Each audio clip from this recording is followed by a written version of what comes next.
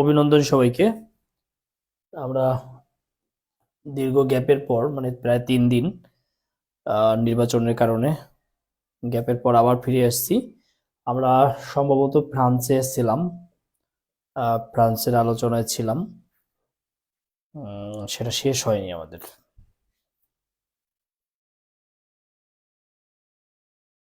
একটু সময় নেই সবাই জয়েন করার জন্য।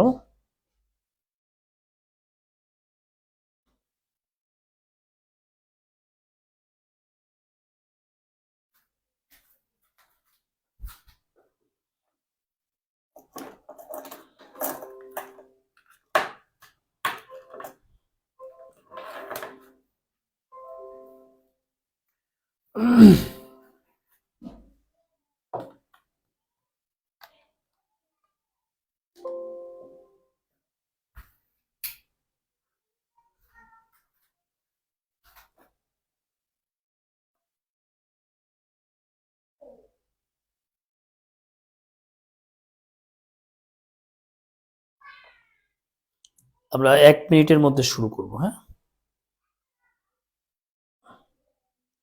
আমার সাউন্ড শুনতে পাচ্ছেন তাই তো? আমরা 1 মিনিটের মধ্যে। ওকে।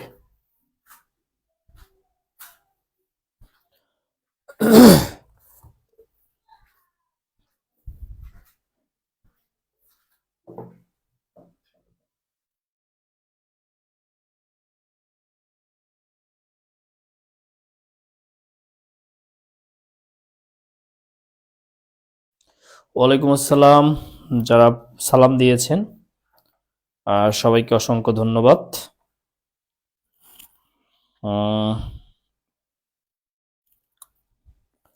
একটু আগে একজন ফোন দিয়েছিলেন আপনাদের মধ্যে কেউ, যে সবগুলো দেশ একটু মুখস্থ করায় দিতে।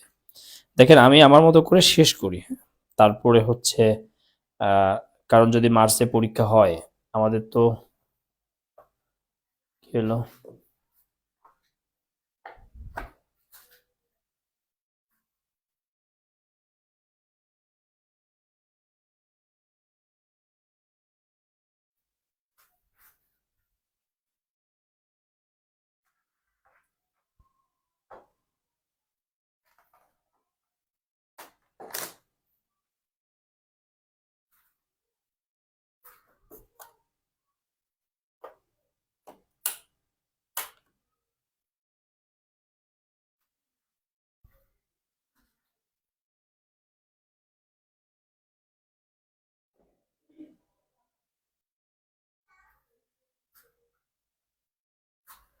এই কারণে যে সকল জায়গা থেকে প্রশ্ন হতে পারে বা হবে সেই সকল জায়গা আগে আমরা ক্লিয়ার করব, দেন অতিরিক্ত অংশ বা অতিরিক্ত বিষয় জানার আগ্রহ বা হচ্ছে কিছু বিষয় পড়াইলে ভালো হয় সেই বিষয়গুলো আমরা সেখানে রাখবো এবং ক্রমান্বয়ে সেগুলো আমরা পড়াবো।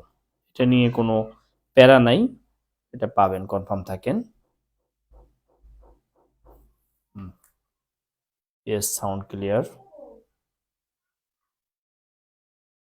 দেখেন, আমি আমার মতো করে শেষ। ওকে, ক্লিয়ার। তাহলে আমরা আপনারা একমত কিনা আমার সাথে যে ফ্রান্স পড়তেছিলাম, আমি যতটুকু ভিডিও দেখে ঢুকেছি ক্লাসে, যে ফ্রান্স পড়তেছিলাম, হঠাৎ করে ফ্রান্স পড়তে গিয়ে হয়তো কিছু দার্শনিক পড়াইতে চেয়েছিলাম, ফ্রান্সের কিছু দার্শনিকদের পড়াইতে চেয়েছিলাম, সেটা না পড়িয়ে আমি বের হয়ে যাই। ব্যাপারটা এরকম কিনা একটু বলেন তো। আর রাষ্ট্রগুলো আমি আপনাদেরকে লিখাই দিব, হ্যাঁ, কোন দিকে কোন রাষ্ট্রগুলো আছে এগুলো ভবিষ্যতে লেখাই দিব। প্যারা নাই, এগুলো নিয়ে টেনশন নাই।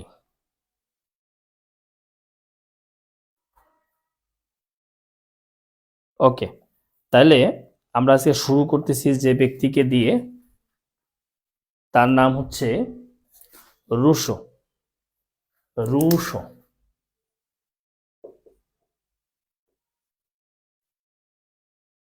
আমরা শুরু করতেছি রুশোকে দিয়ে। সবাই লেখেন রুশো। হ্যাঁ, শতবর্ষব্যাপী যুদ্ধ শেষ করেছিলাম। লেখেন, রুশো কে ছিলেন? উনি ছিলেন একজন পুঁজিবাদী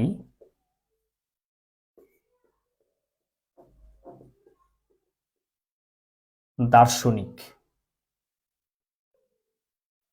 উনি ছিলেন পুঁজিবাদী দার্শনিক। রুশো ছিলেন পুঁজিবাদী দার্শনিক, সমাজ সংস্কারক।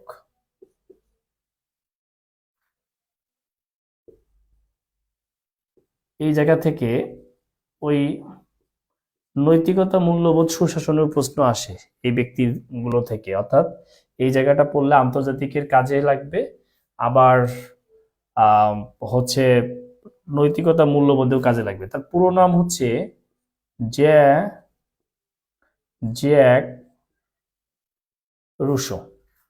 জ্যাক রুশো, তার পুরো নাম হচ্ছে জ্যাক রুশো। লেখেন তার বিখ্যাত গ্রন্থ দ্য সোশ্যাল কন্ট্রাক্ট।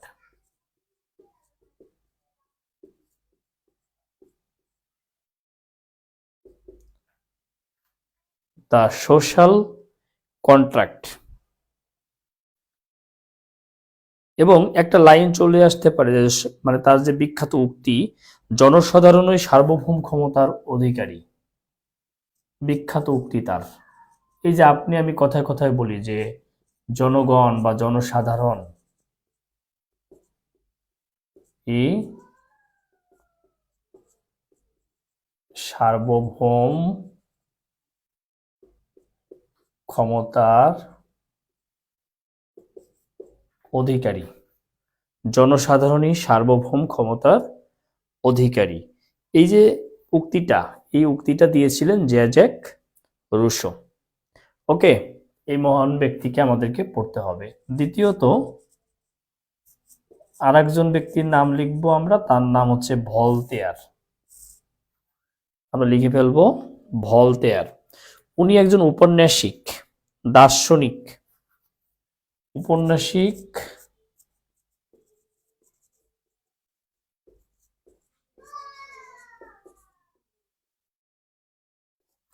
ঔপন্যাসিক ও দার্শনিক। ভলতেয়ার ছিলেন ঔপন্যাসিক ও দার্শনিক। তাকে বলা হয় ফরাসি নবজাগরণের প্রাণপুরুষ।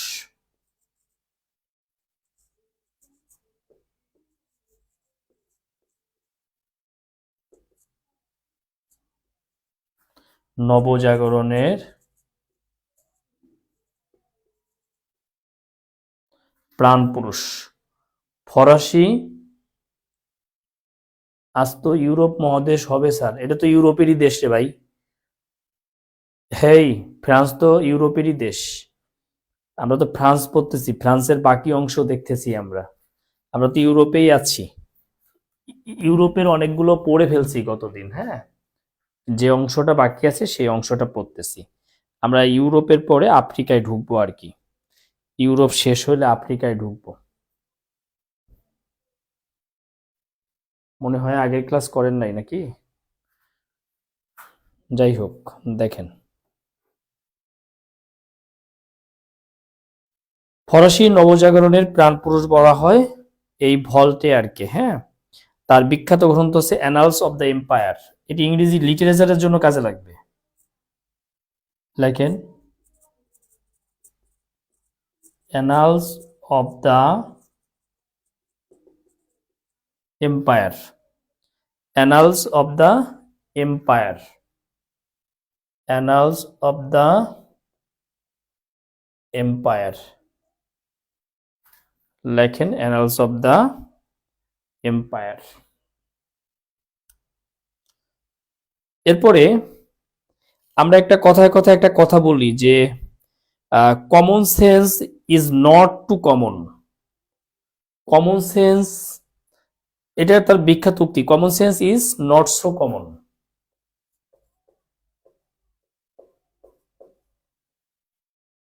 Common sense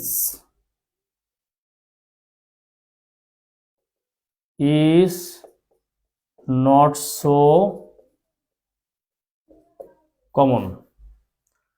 common sense is not so common, এটা হলো তার বিখ্যাত উক্তি। দেখেন এগুলো কোথায় কোথায় কাজে লাগবে, ইংলিশ লিটারেচার, এগুলো কাজে লাগবে নৈতিকতা মূল্যবোধে, কাজে লাগবে আন্তর্জাতিকে, 3 সাবজেক্টে কাজে লাগবে এগুলো। বুঝতে পেরেছেন? ওকে, দেখেন লেখা হয়েছে কিনা। আমরা রুশো লিখিয়েছি, ভলটেয়ার লিখিয়েছি।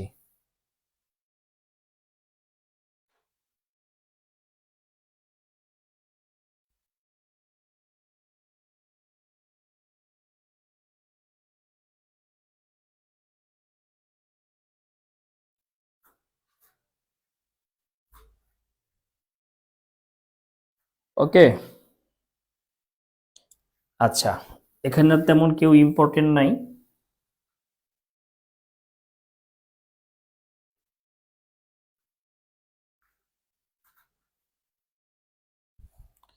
লেখেন,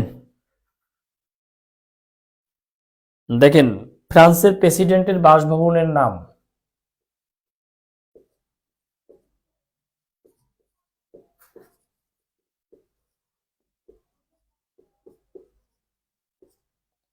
এলিসি প্রাসাদ। এটা আসে পরীক্ষায়। এলিসি প্রাসাদ ফ্রান্সের প্রেসিডেন্টের বাসভবনের নাম এলিসি প্রাসাদ।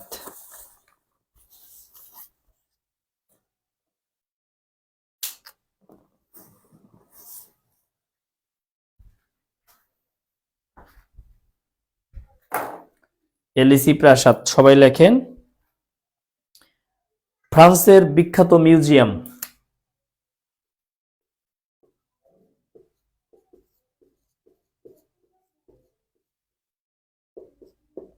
বিখ্যাত মিউজিয়াম লুভর মিউজিয়াম।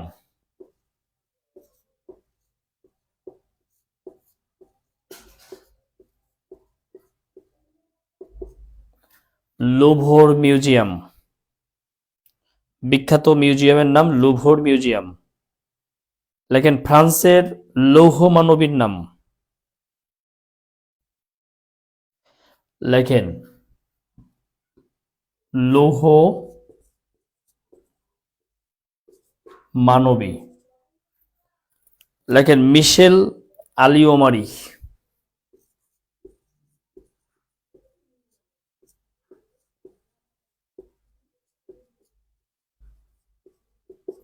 মিশেল আলী ওমারি।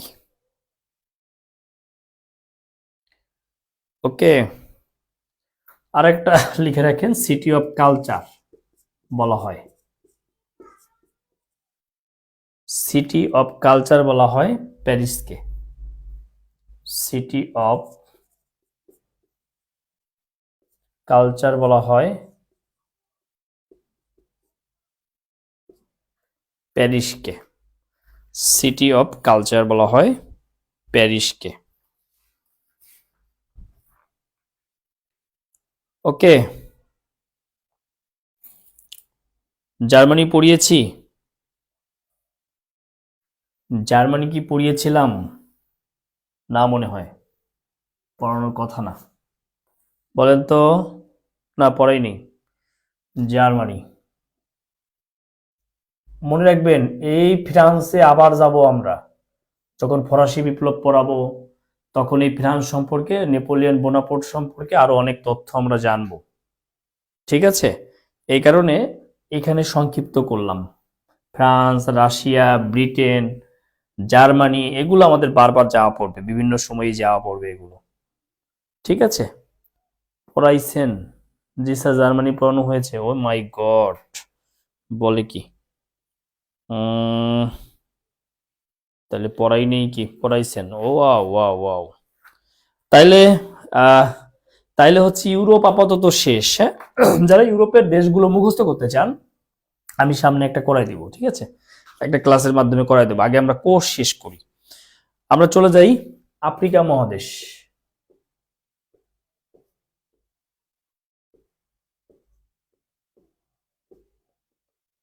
আফ্রিকা মহাদেশ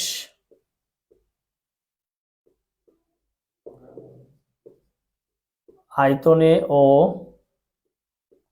জনসংখ্যায় বৃহত্তম, আয়তনে বৃহত্তম লেখেন, জনসংখ্যা দিয়ে লাভ নাই, আয়তনে বৃহত্তম।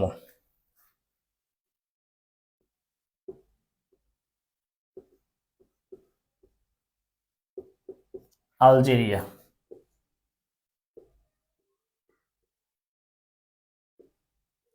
জনসংখ্যায় বৃহত্তম,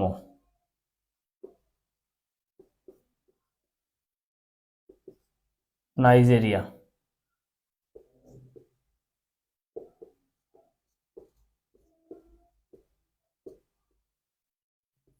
আয়তন ও জনসংখ্যায়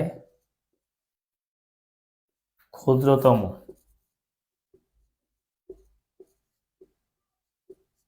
সিসেলিস।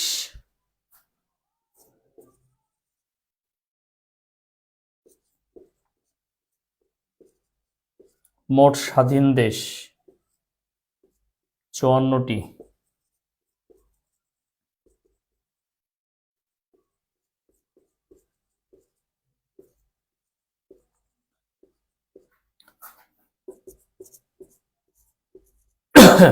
সর্বশেষ স্বাধীন দেশ দক্ষিণ সুদান।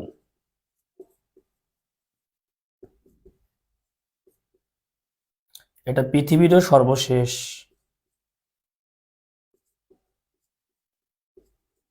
স্বাধীন দেশ।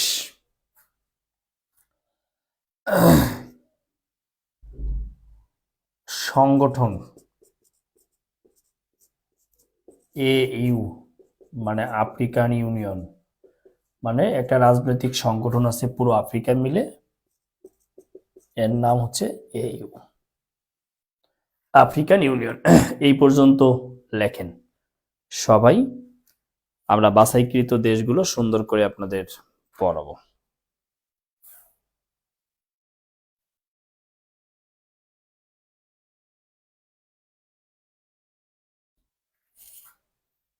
ওকে, অবশ্যই লেখা হইলে আমাকে বলবেন, ডান লিখবেন, লেখা হয়ে গেলে ডান লিখবেন, ঠিক আছে? লেখা হলে ডান লিখবেন।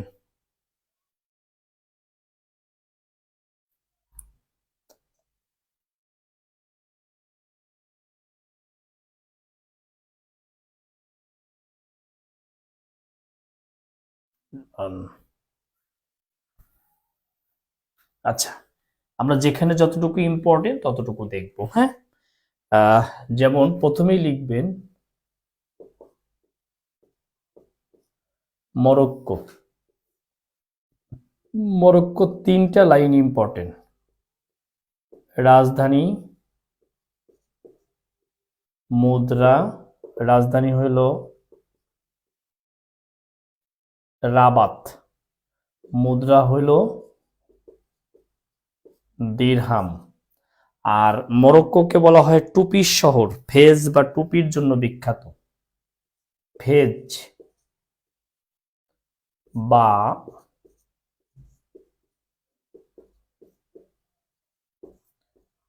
টুপির জন্য বিখ্যাত। এই যে মরক্কো, আমি মর বা তো হামে, বললাম মর বা তো হামে, হাম দিয়ে দিতেই মরবা, মর বা তো হামে, মরক্কো বা তো রাবাত হামে দিরহাম, মরক্কো রাবাত হামে দিরহাম, মরবা তো হামে। ওকে, টুপির জন্য বিখ্যাত।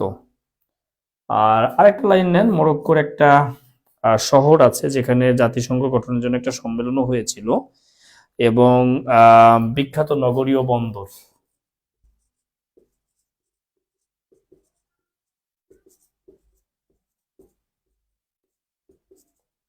কাসাব্লাঙ্কা।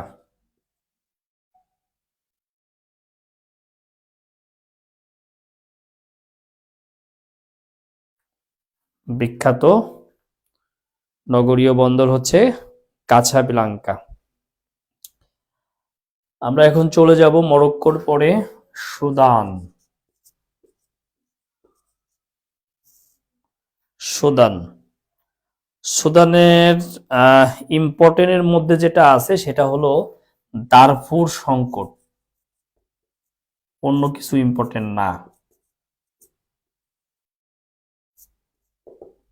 দারফুর সংকট, লেখেন এটি সুদানের পশ্চিমাঞ্চলে অবস্থিত একটি স্বায়ত্তশাসিত অঞ্চল।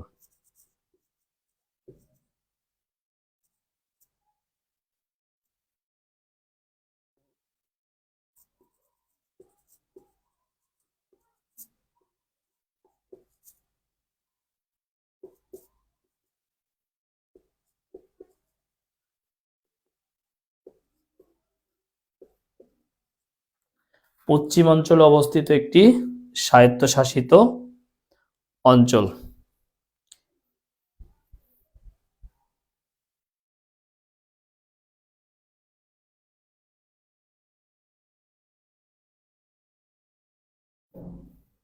দেখেন 2003 সাল থেকে এখানে সংকট চলছে।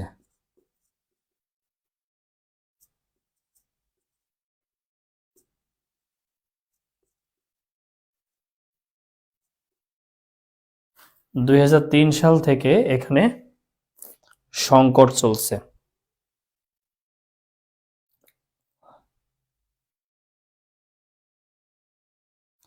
অভিযোগ হচ্ছে সুদান সরকার আরবদের পক্ষ নিয়ে নিগ্রোদের উপর নির্যাতন চালাচ্ছে, এরকম একটা অভিযোগ।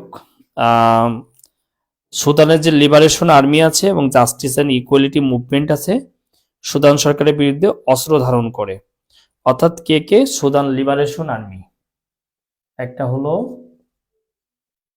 Sudan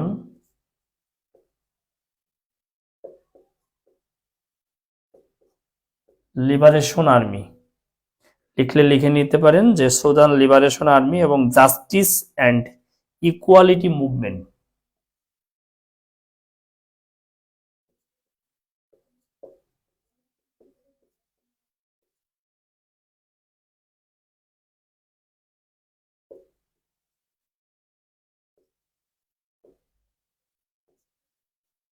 justice and equality movement, এই দুইটা গ্রুপ ভার্সেস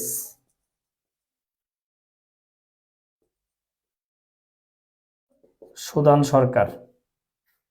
অর্থাৎ বলা হচ্ছে সুদান সরকার আরবদের পক্ষ নিয়ে নিগ্রোদের উপর নির্যাতন চালাচ্ছে। এই অভিযোগের ভিত্তিতে এই দারফুর শহরে একটা সংকট সৃষ্টি হয় 2003 সালে, যা এখনো বিদ্যমান। সুদান সরকারের বিরুদ্ধে এরা একটা বিদ্রোহ ঘোষণা করে, সুদান লিবারেশন আর্মি আর justice and equality movement. Okay, সুদানের ইম্পর্টেন্টের মধ্যে এইটুকুই।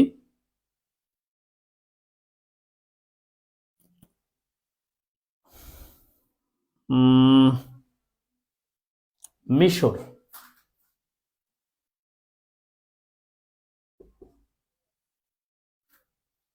মিশর, মিশরের রাজধানী আমরা জানি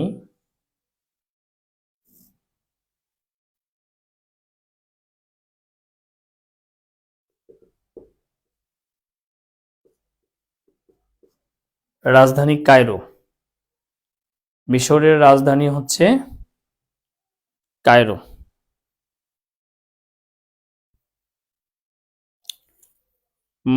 মুদ্রা লাগবে না, যেটা নিবেন যে প্রথম রাজা,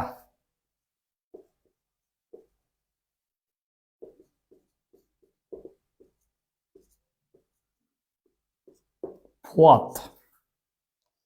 প্রথম রাজার নাম হচ্ছে ফুয়াত, আর সর্বশেষ রাজা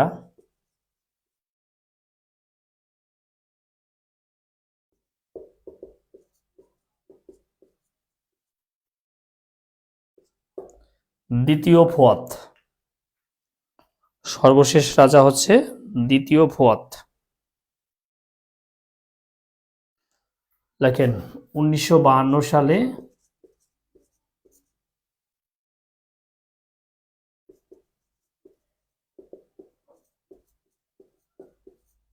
প্রজাতন্ত্র হয়, অর্থাৎ এই রাজতন্ত্র থেকে প্রজাতন্ত্র হয়। এটা আসলে জামাল আবদেল নাসেরের নেতৃত্বে। জামাল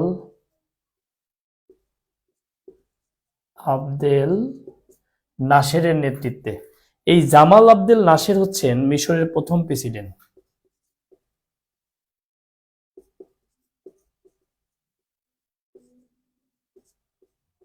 মিশরের প্রথম প্রেসিডেন্ট জামাল আবদেল নাসেরই হচ্ছে মিশরের প্রথম প্রেসিডেন্ট। ওকে, 1958 সালে, না না না, 1952।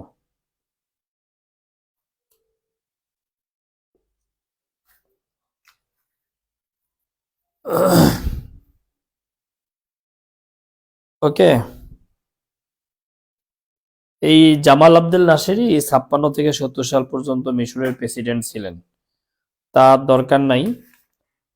প্রজাতন্ত্র 1958 হবে না, না, প্রজাতন্ত্র 1952। প্রজাতন্ত্র বলতে রাজতন্ত্রের অবসান হয় আর কি। প্রজাতন্ত্র বলতেই হচ্ছে রাজতন্ত্রের অবসান হয়। কোথাও লেখা আছে 1958?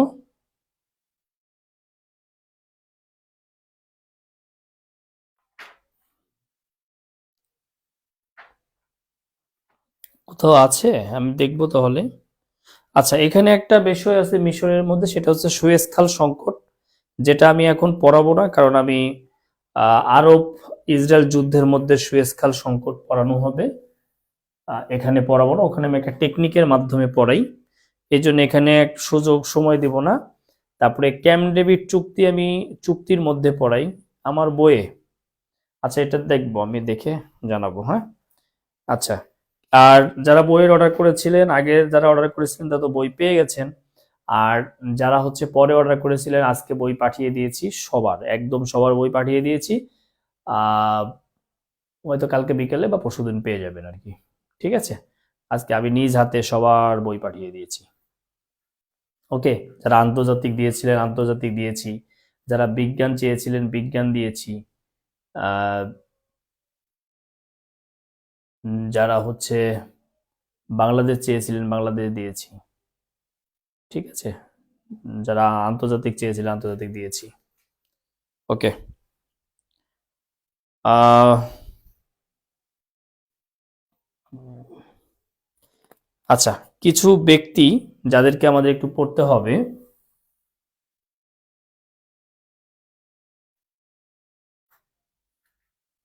এর মধ্যে একজন হচ্ছে হোসনি মোবারক।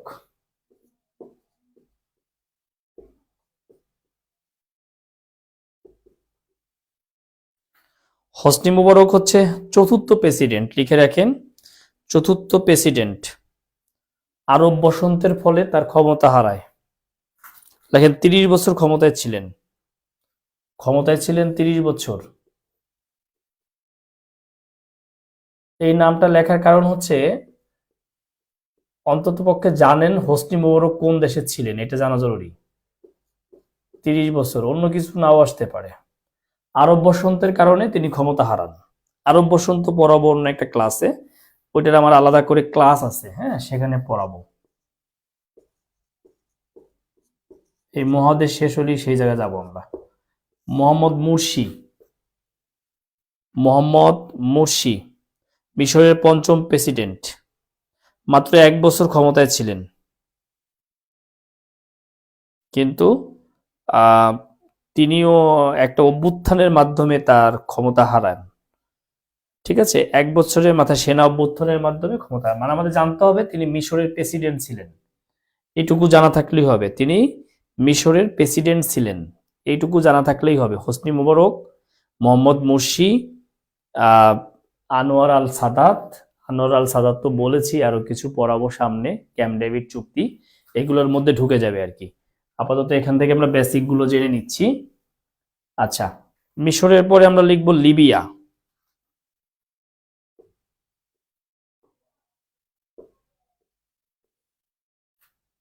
লিবিয়া, লেখেন, লিবিয়ার রাজধানীটা ইম্পর্টেন্ট।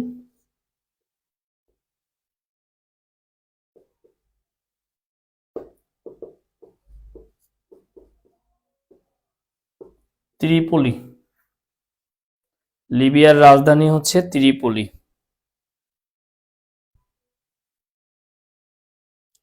এখানে আমাদের যাকে জানতে হবে, মানে লিবিয়ার রাজতন্ত্রের পতন হয় আর প্রজাতন্ত্র, মানে সামরিক শাসন শুরু হয় মূলত মোয়াম্মর কর্নেল গাদ্দাফির মাধ্যমে। আপনারা গাদ্দাফির নাম শুনেছেন, এই কারণেই গাদ্দাফি, এই যে একটু আগে যে মোহাম্মদ মুরসি বললাম, তারপরে হচ্ছে আমরা আহ, আহ, হোসনি মুবারক বললাম, এই যে গাদ্দাফি, এদের প্রত্যেকেরই পতন হয় আরব বসন্তের কারণে।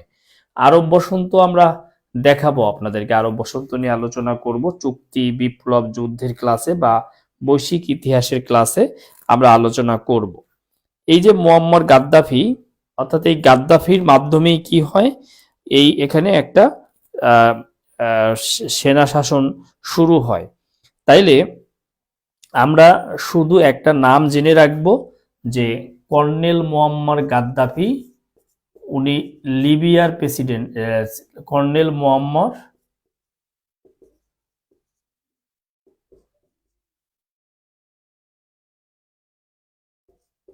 গাদ্দাফি, লিখে রাখেন কর্নেল মুয়াম্মার গাদ্দাফি।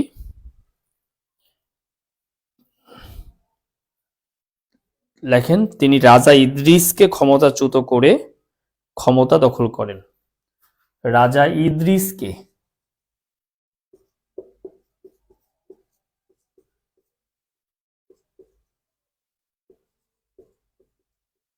ক্ষমতাচ্যুত করে ক্ষমতা দখল করেন।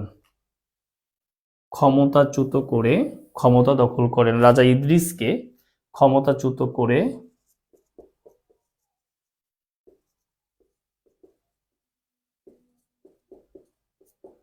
ক্ষমতা দখল করেন। তো আরব বসন্ত হয় 2011 সালে। আহ 2011 সালের 20শে অক্টোবর গাদ্দাফিকে আটক করা হয় এবং এই গাদ্দাফি ছিলেন 42 বছর ক্ষমতায় এবং একদিন একটা ঈদের দিন তাকে ফাঁসি দেওয়া হয়। এটা হয়তো আপনাদের আহ, মনে আছে কিনা জানি না। তো লিখে রাখেন যে গাদ্দাফি আটক হয় যে শহরে, সেই শহরের নাম হলো সিরত। এখন গাদ্দাফি আটক হয়েছে এটি ইম্পর্টেন্ট না, ইম্পর্টেন্ট হলো পরীক্ষা আসতে পারে সিরত কোন দেশের শহর। সিরত লিবিয়ার শহর, গাদ্দাফি এখানেই আটক হয়। এবং আহ, সরকার, মানে গাদ্দাফি সরকার বিরোধীরা, তারা গ্রিন স্কোয়ার দখল করে। এই গ্রিন স্কোয়ারটা পরীক্ষা আসতে পারে। গ্রিন স্কোয়ারটা কোথায় দিবেন? গ্রিন স্কোয়ার, অর্থাৎ এখানে কি ঘটে, এখানে গাদ্দাফি গাদ্দাফি ভার্সেস বিরোধী দল, যেমন আমাদের দেশেও বিরোধী দল আছে না, এরকম বিরোধী দল। এই বিরোধী দলে এসে যোগ দেয় ইউএসএ সেনা, তখন এই দুই গ্রুপ মিলে গাদ্দাফির পতন ঘটায়। বোঝো ঠেলা, এখন কত কষ্ট, এই দেশটা তো ডেভেলপ হতে পারলো না। নিজেদের বাস নিজেরা দিলে কিছু করার আছে? কিছু করার নাই।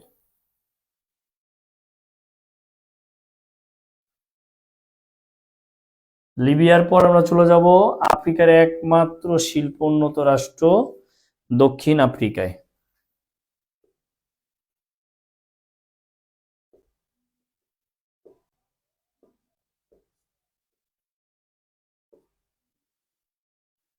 দক্ষিণ আফ্রিকা, আহ, দক্ষিণ আফ্রিকার সবচেয়ে গুরুত্বপূর্ণ যে বিষয়টা থাকে সেটা হচ্ছে রাজধানী।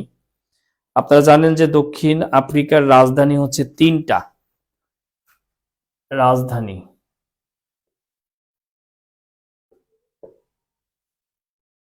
একটা হচ্ছে প্রশাসনিক,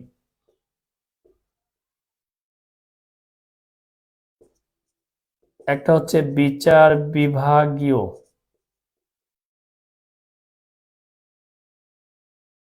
একটা হচ্ছে আইন বিভাগীয়। এর মধ্যে প্রশাসনিক রাজধানী হচ্ছে প্রিটোরিয়া।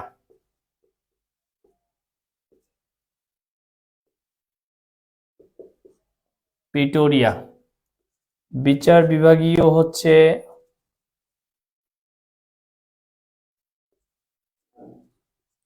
ব্লুমফন্টেইন। বিচার বিভাগীয় হচ্ছে ব্লুমফন্টেইন। আর আইন বিভাগীয় বা সাংবিধানিক হচ্ছে কেপটাউন।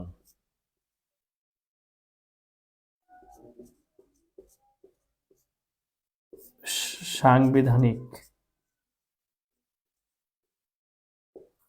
এই তিনটে রাজধানী দক্ষিণ আফ্রিকার, আমাদেরকে এগুলো মনে রাখতে হবে। এরপর হচ্ছে দাপ্তরিক ভাষা।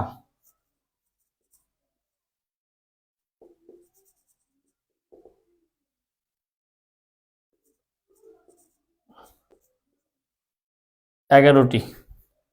দাপ্তরিক ভাষা হচ্ছে 11টা।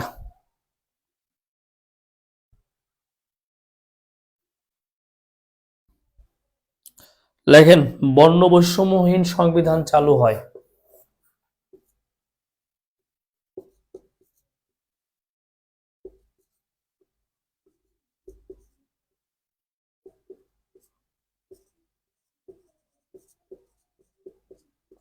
বর্ণ বৈষম্যহীন সংবিধান চালু হয় 1996 সালে।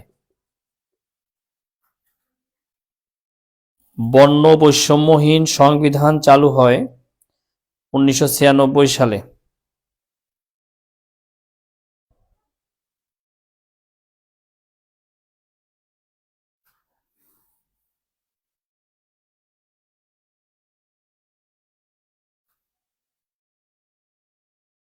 এরপরে লেখেন দক্ষিণ আফ্রিকার মানেই হচ্ছে বর্ণ বৈষম্য নিয়ে কথা হবে। আচ্ছা, তার আগে আমরা একটা গুরুত্বপূর্ণ বিষয় লিখি যে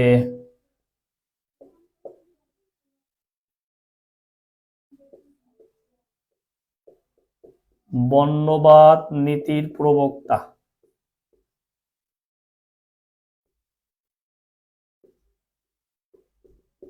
জেমস হাস্ক।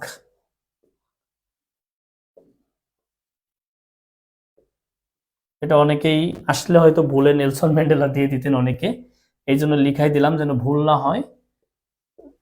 দক্ষিণ আফ্রিকায় আইন করে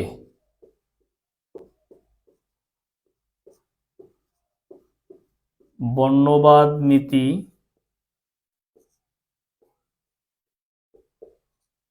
চালু করেন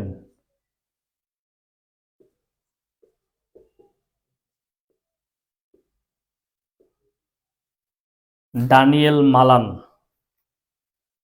আইন করে চালু করেন ড্যানিয়েল মালান, বর্ণবাদ নীতি চালু করেন।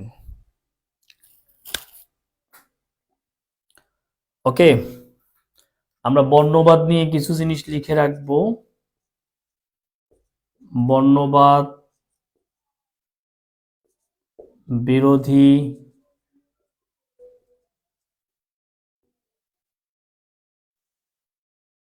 বিশ্ব সম্মেলন। বর্ণবাদ বিরোধী বিশ্ব সম্মেলন। লেখেন আয়োজক ইউনেস্কো।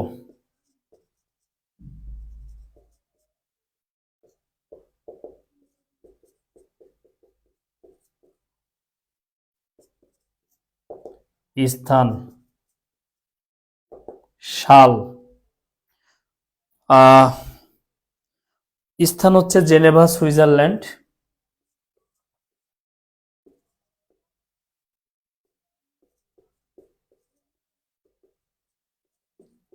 আয়োজন কয়েক জায়গা হয়েছে, কিন্তু প্রথম হয় 1978 সালে। এই জেনেভাতে 78-এও হয়, 83-তেও হয়। এরপরে 2001, 2009 এইসব সালগুলোতে হয়েছে, অর্থাৎ সর্বশেষ 2009।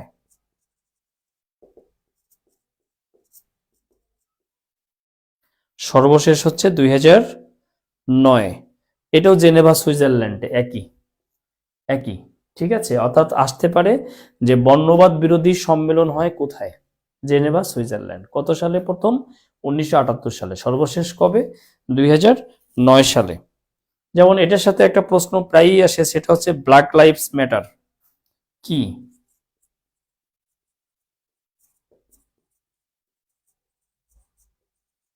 ব্ল্যাক লাইভস ম্যাটার কি? এটা হচ্ছে একটা বর্ণবাদ বিরোধী আন্দোলন।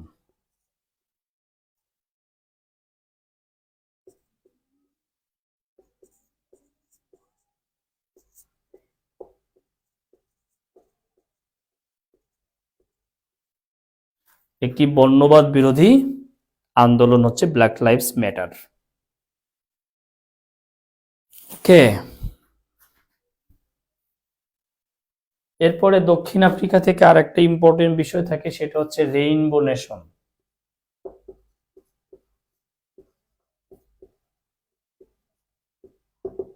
রেইনবো নেশন, রেইনবো নেশন হচ্ছে যখন নেলসন ম্যান্ডেলা প্রেসিডেন্ট নির্বাচিত হন, তখন তিনি দক্ষিণ আফ্রিকাকে রেইনবো নেশন হিসেবে ঘোষণা করেন।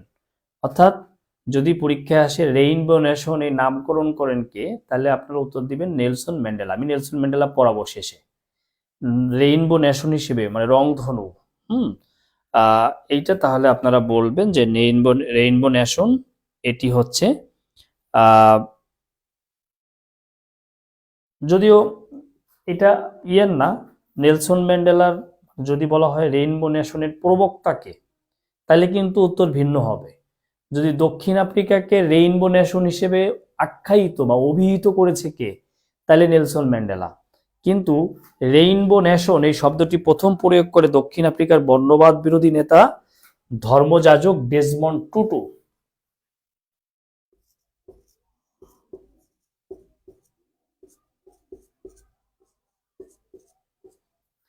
ডেসমন্ড টুটু তিনি হচ্ছে বর্ণবাদ বিরোধী নেতা এবং ধর্মযাজক তিনি প্রথম ব্যবহার করেন এই শব্দটা, প্রথম ব্যবহার করেন রেইনবো নেশন এই শব্দটা। কিন্তু দক্ষিণ আফ্রিকাকে রেইনবো নেশন হিসেবে আখ্যায়িত করেছেন নেলসন ম্যান্ডেলা। আপনারা কি বুঝতে পেরেছেন আমার কথা? একটু কমেন্টস করেন তো আমার কথা আপনারা বুঝতে পেরেছেন কিনা। এই যে রেইনবো নেশন যে কথাটা বললাম,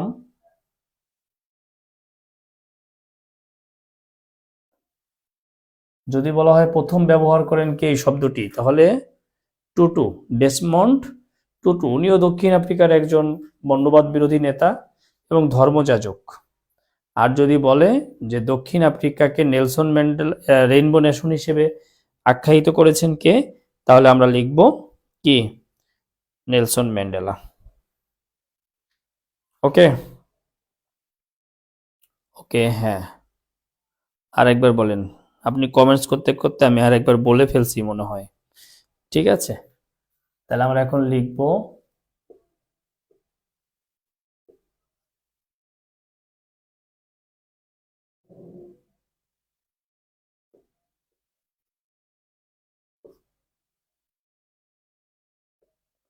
নেলসন ম্যান্ডেলা।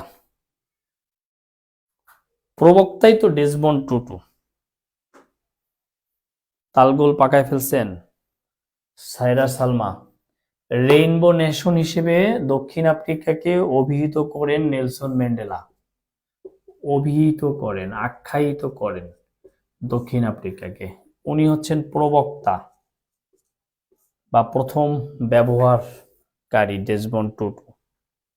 বুঝতে পেরেছেন? রেইনবো নেশন হিসেবে আখ্যায়িত করেছে দক্ষিণ আফ্রিকাকে নেলসন ম্যান্ডেলা, আর ডেসমন্ড টুটু কি করেছে, প্রথম এই রেইনবো নেশন শব্দটি ব্যবহার করেন।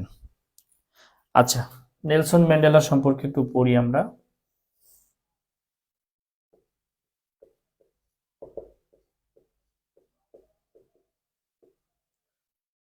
এমনি লিখলাম, মানে লাগবেই যে ব্যাপারটা তা না, বাট লিখে রাখলাম।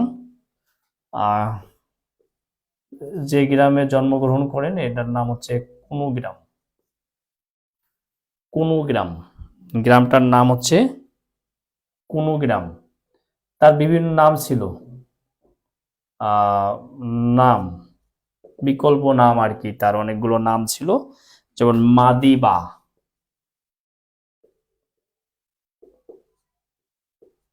তাতা, খুলু, তারপরে রহিল্লা, ডালিভুঙ্গা, রলি হিলাল্লা,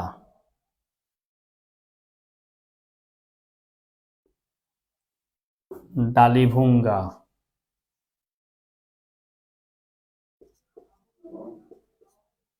ডালিভুঙ্গা।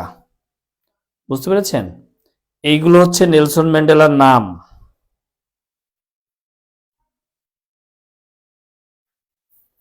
স্ত্রীর নাম হলো Winnie Mandela.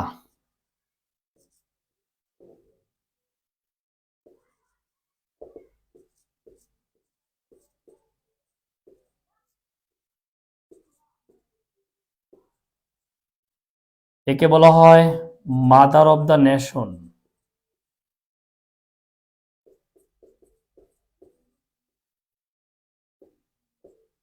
Mother of the nation বলা হয় উইনি ম্যান্ডেলাকে, মাদার অব দ্য নেশন। এবার আসেন রাজনৈতিক দল। তিনি যে রাজনৈতিক দলে যোগদান করেছিলেন তার নাম হচ্ছে এএনসি, মানে আফ্রিকান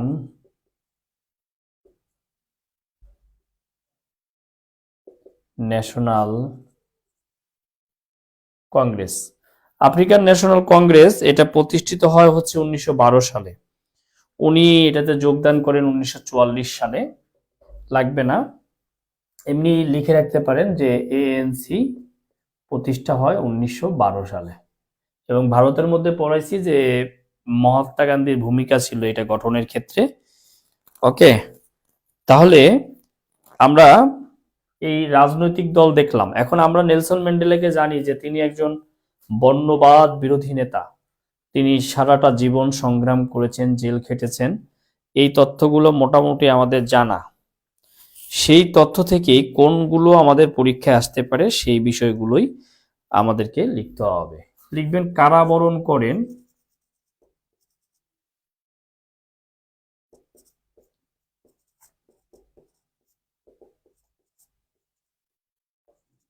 27 বছর। কারাবরণ করেন 27 বছর। তিনি জেলে যান 1964 সালে। লিখবেন মানে গ্রেপ্তার 62 সালে হয়, কিন্তু যাবজ্জীবন কারাদণ্ড হয় 1964 সালে। তাহলে কারাদণ্ড লেখেন যাবজ্জীবন কারাদণ্ড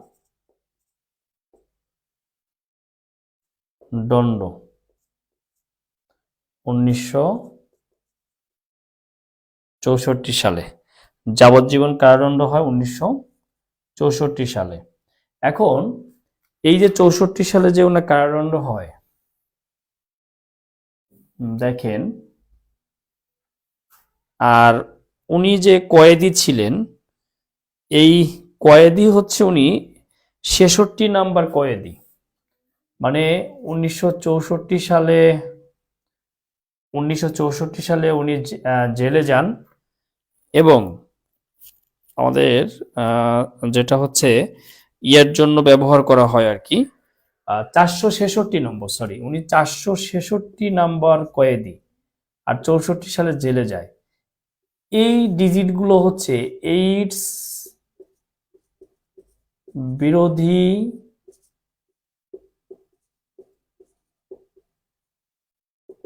প্রচারণার জন্য সাংকেতিক ব্যবহার করা হয়।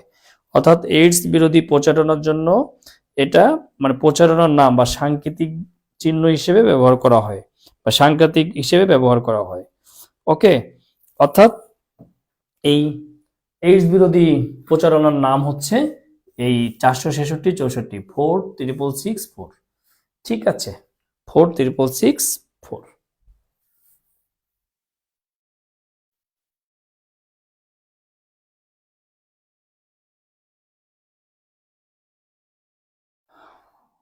আচ্ছা, এরপরে নেলসন ম্যান্ডেলা আপনারা জানেন যে সে ছাড়া পায় এবং হচ্ছে 94 সালে দক্ষিণ আফ্রিকার প্রেসিডেন্ট হয়। এবং শান্তিতে নোবেল পুরস্কার লাভ করে। এই তথ্যগুলো এমনিতে একটু পড়ে নিবেন, বাট আমি যেটুকু বলছি ওইটুকু হচ্ছে বেশি ইম্পর্টেন্ট। লেখালেখির মধ্যে আছে a long walk two freedom.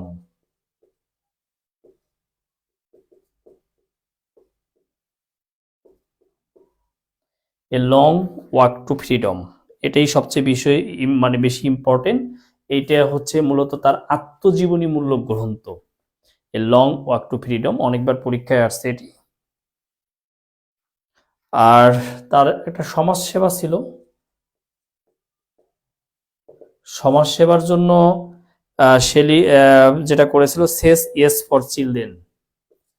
Cesc yes, যেমন আমরা আমাদের বাচ্চাদেরকে কি বলি, না খেয়েও না, ধরো না, যেও না, উঠো না, বসো না, না না না। জাতিসংঘ বাংলাদেশের শিশুদেরকে আহ, হা বলতে বলেছেন, ইয়েস, হা। কারণ বাংলাদেশের একটা শিশু 18 বার না শব্দ শোনার পর একবার হা শব্দ শুনে। তো এইটা একটা প্রতিষ্ঠান গড়ে তুলেছিলেন নেলসন ম্যান্ডেলা, যেটার নাম সেস ইয়েস ফর চিলড্রেন, অর্থাৎ শিশুদের জন্য হা বলুন। উনি মারা যান 5 ডিসেম্বর 2013 সালে। মৃত্যু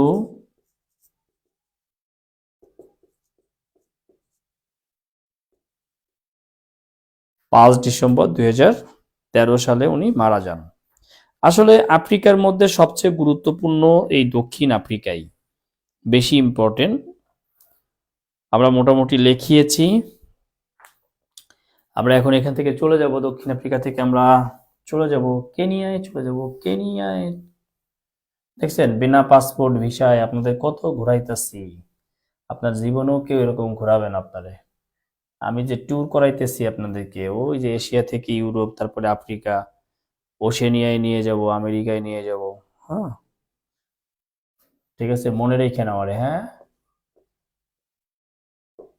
কেনিয়া।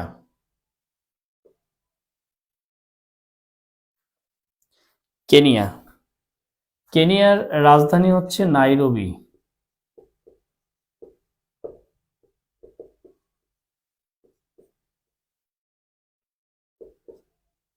আর মুদ্রা হচ্ছে শিলিং। শিলিং, মুদ্রা হচ্ছে shilling. Hmm,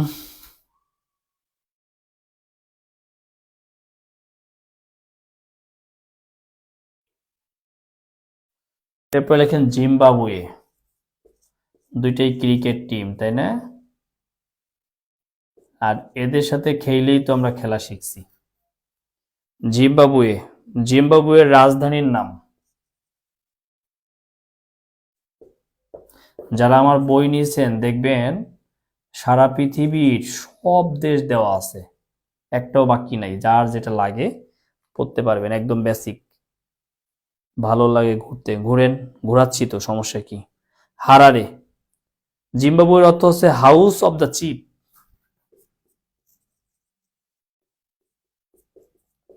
house of the chief, CHIEF, house of the chief. জিম্বাবুয়ের অর্থ, জিম্বাবুয়ের অর্থ house of the chief, house of the chief. জিম্বাবুয়ের অর্থ হচ্ছে হাউস অব দ্য চিফ। ওকে, এরপরে যে আপনারা শুনলেই হাসেন, উগান্ডা, যদিও হাসা ঠিক না। এই উগান্ডাকে বলা হয় পার্ল অফ আফ্রিকা, আফ্রিকার মুক্তার দেশ। এই লাইনটি ইম্পর্টেন্ট, বেশি কিছু ইম্পর্টেন্ট নাই, আমরা কথা বাড়াচ্ছি না উগান্ডাতে। ঠিক আছে, উগান্ডাকে বলা হয় পার্ল অফ আফ্রিকা। আহ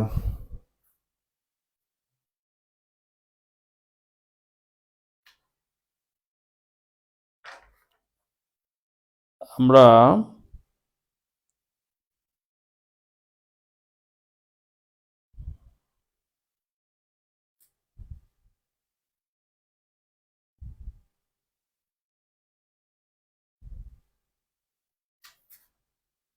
আমরা একটু উত্তর, না আফ্রিকায় আসলে আর ইম্পর্টেন্ট কিছু নাই। হ্যাঁ, আফ্রিকায় ইম্পর্টেন্ট কিছু নাই। আপনারা যেটা করবেন, দেখবেন যারা বই নিয়েছেন বা আপনার কাছে যে বই আছে, আমি আপনাকে আমার বই কিনতে বা আমার বই নিতে বাধ্য করব না। তবে এখানে যারা ছিলেন তাদেরকে বলেছিলাম যে যদি কুরিয়ারের খরচটা দেন, প্যাকেট ট্যাকেট বয় পাঠানো, রিক্সা ভাড়া মানে 100 টাকা, তাহলে বই পাঠিয়ে দিতে পারি, এটা বলেছিলাম আর কি। হ্যাঁ, যারা ভর্তি হয়েছেন তাদের জন্য এটা প্রযোজ্য। তো আজকেও বলে 10 জন নিয়েছে, সেদিনকে কয়েকজন নিয়েছেন, আপনারা যারা নিয়মিত ক্লাস করেন তারা নিয়েছেন। আর না হলে আপনার কাছে যে বই আছে সেই বইয়ে যে প্রিভিয়াস কোশ্চেন গুলো আছে, সেই প্রিভিয়াস কোশ্চেন গুলো দেখলেই চলবে। আপনারা প্রিভিয়াস কোশ্চেন গুলো একটু দেখে ফেলেন। আমি যা লেখাইছি খাতায় এর বাইরে কিছু লাগবে না, এখন শুধু লাগবে প্রিভিয়াস কোশ্চেন গুলো।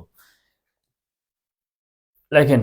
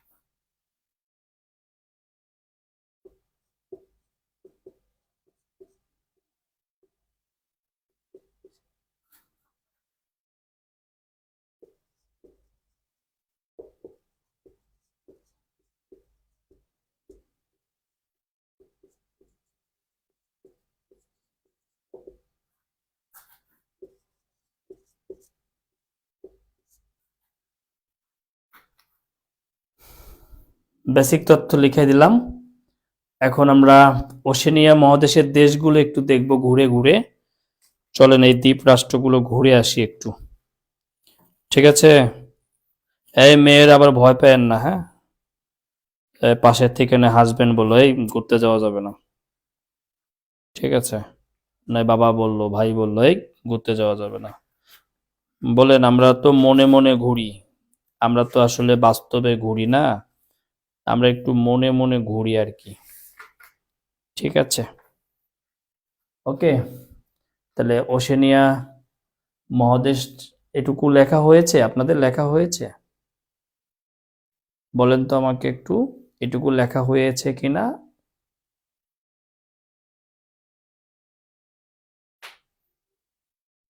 আমরা ওশেনিয়াটা হয়ে যাবে আজকে, আমেরিকাটা থাকবে আমরা নেক্সট দিন।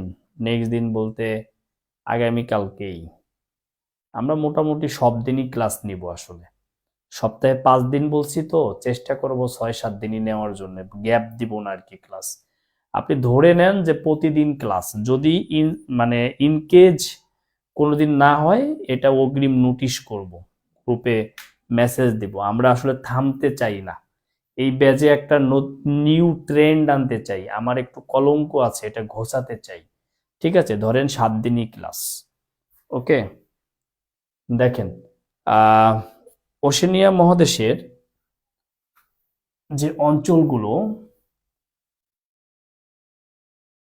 সেটা হলো, একটা হলো অস্ট্রেলিয়া অঞ্চল।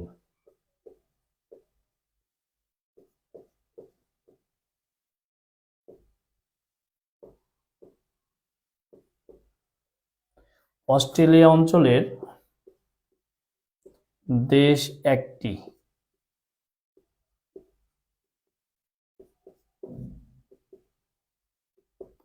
নাম হচ্ছে অস্ট্রেলিয়া। আরেকটা হচ্ছে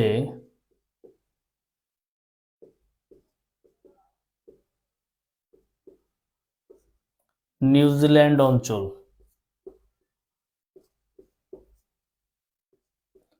দেশ একটি।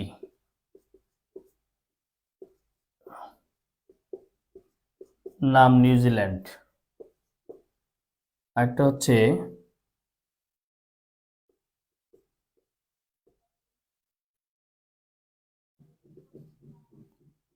পলিনেশিয়া। এই পলিনেশিয়ার অর্থ হচ্ছে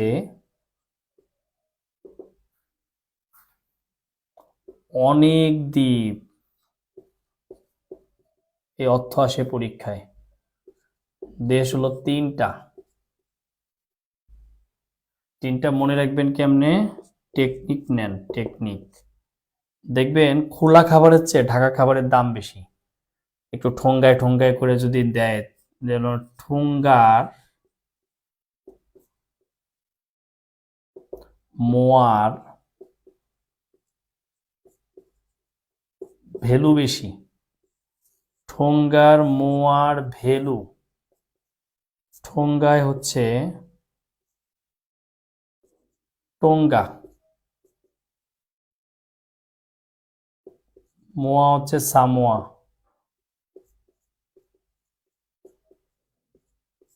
আর ভ্যালুতে হচ্ছে টু ভ্যালু। এরপরে লেখেন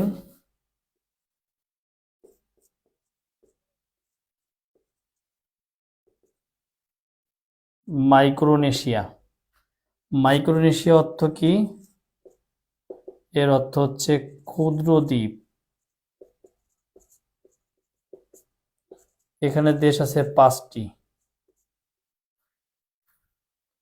এখানে টেকনিক নেন।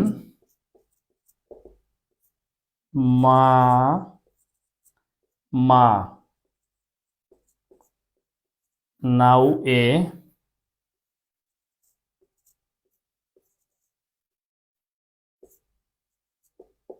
বাতি ধরাইয়া পালাও।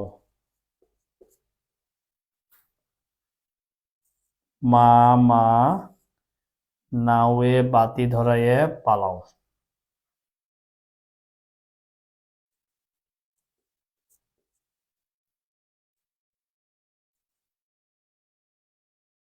মাইক্রোনেশিয়া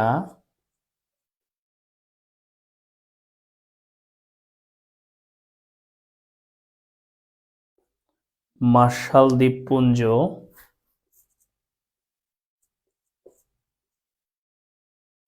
নাউরু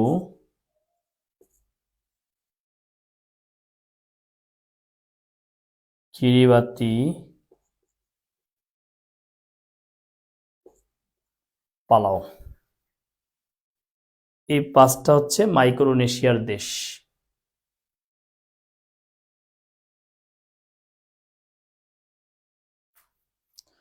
এরপরে লিখব আমরা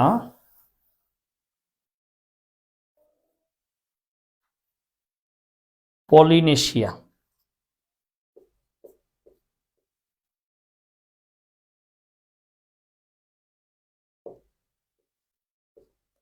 এর অর্থ হচ্ছে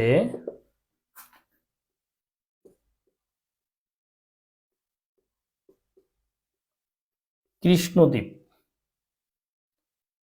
এখানে 4টা। কি কি? পাপি,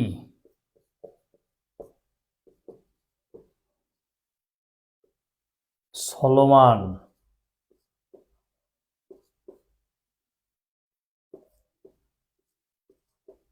ভানুকে নিয়ে বিজি। পাপি, সলোমন, ভানুকে নিয়ে বিজি।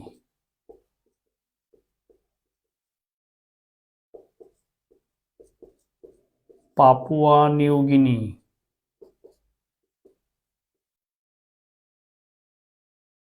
সলোমন দ্বীপপুঞ্জ,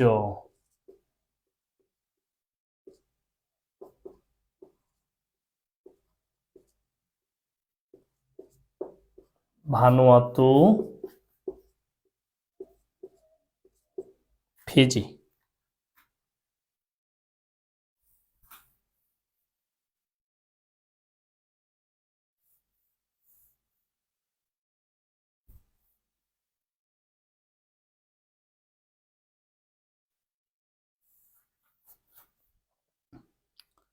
ওকে, এই হইল অঞ্চলগুলো আমরা চিনলাম।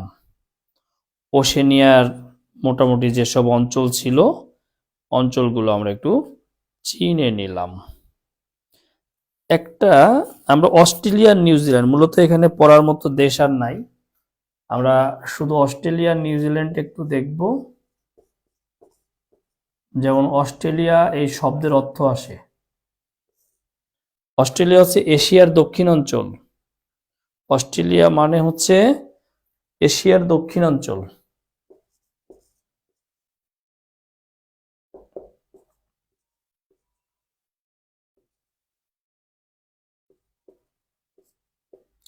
এর অর্থ এশিয়ার দক্ষিণাঞ্চল। অস্ট্রেলিয়া অর্থ হচ্ছে এশিয়ার দক্ষিণাঞ্চল। হ্যাঁ, রাজধানী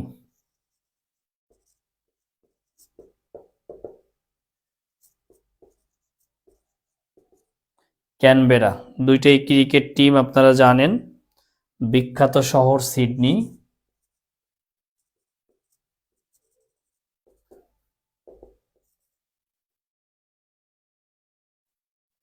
বিখ্যাত শহর হচ্ছে সিডনি। প্রধানমন্ত্রীর বাসভবন এর নাম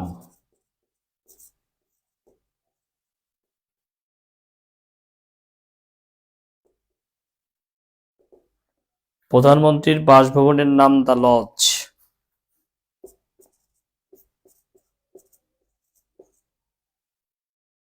দ্য লজ।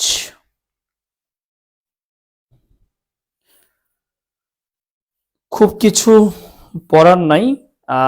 নিউজিল্যান্ডের মধ্যে নিউজিল্যান্ডের রাজধানী হচ্ছে ওয়েলিংটন, এটা আপনারা জানেন, কারণ যারা ক্রিকেট প্রেমী, ক্রিকেট দেখেন, ওয়েলিংটনে খেলাও দেখেছেন। তারপরেও মনে রাখবেন যে নিউজিল্যান্ডের রাজধানী, যারা খেলা দেখেন না বা চিনেন না, তারা মনে রাখবেন নিউজিল্যান্ডের রাজধানীর নাম হচ্ছে ওয়েলিংটন। এখন নিউজিল্যান্ডের মধ্যে একটা জিনিস আমাদেরকে পড়তে হবে, সেটা হচ্ছে কুক আইল্যান্ড বা কুক আইল্যান্ডস। কুক, প্রশ্ন হলে এটা নিয়ে হতে পারে। কুক আইল্যান্ড হচ্ছে নিউজিল্যান্ডের অধীনে একটা স্বশাসিত অঞ্চল।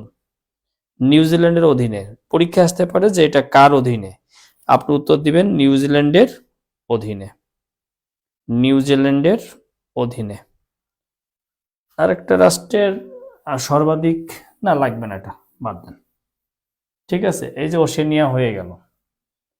এখন আপনি আমার বইটা দেখে প্রিভিয়াস প্রশ্নগুলো একটু পড়ে ফেলেন, এর বাইরে আর কিছু লাগবে না, বিলিভ মি।